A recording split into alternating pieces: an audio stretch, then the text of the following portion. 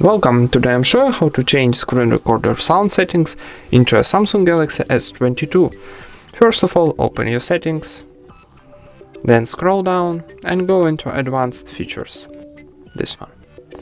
Here, find screenshot and screen recorder.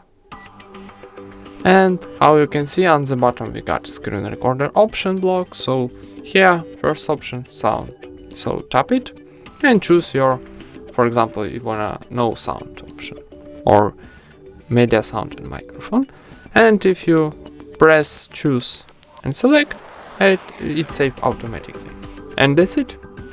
Thank you for watching, leave thumbs up and subscribe to our channel.